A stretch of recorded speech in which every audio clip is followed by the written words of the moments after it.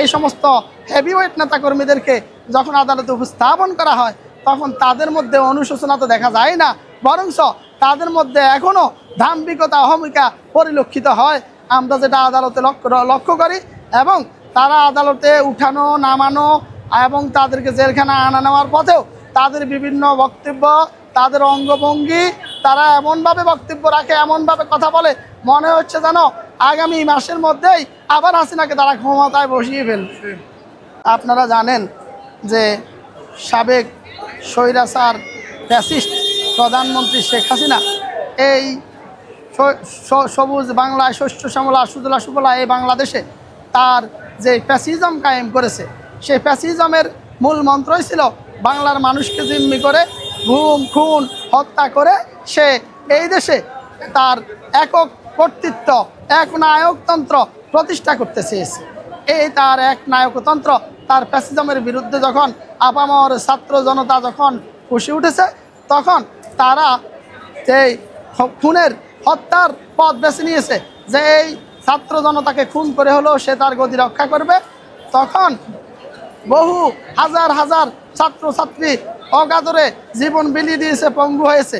কিন্তু এই ঘটনায় ফ্যাসিস্ট আওয়ামী লীগ এর বিভিন্ন অঙ্গ সংগঠনের নেতৃবৃন্দ সহ তাদের কারোর মধ্যেই কোনো অনুশোচনার লেশ মাত্র অদ্যাবধি লক্ষ্য করা যায় নাই। আসলে আওয়ামী লীগ তারা কখনোই এই সমস্ত হত্যাকাণ্ড, বর্বরোচিত হত্যাকাণ্ড, এই দেশের যে শান্তিপ্রিয় জনতার প্রতি তাদের যে নির্বিচারে গুলিবর্ষণ, যে গুম খুনের ঘটনা, বিএনপি জামাত সহ বিরোধী দলীয় ভিন্ন মত পোষণকারীদের উপর তারা গত 17 বছর চালিয়েছে।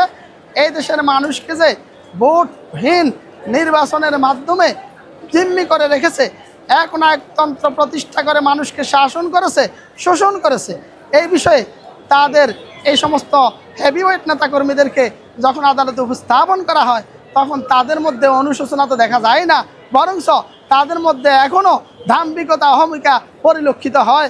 আমরা যেটা আদালত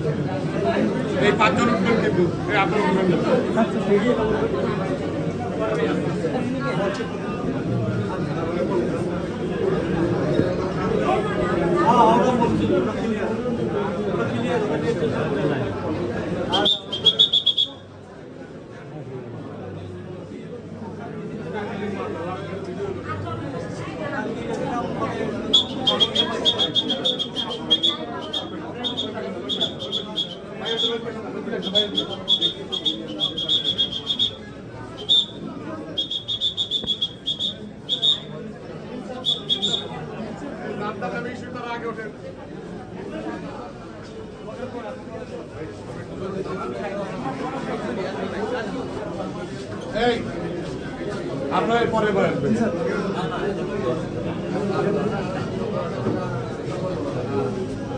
উস্তাদ আছে না? জি স্যার আছে।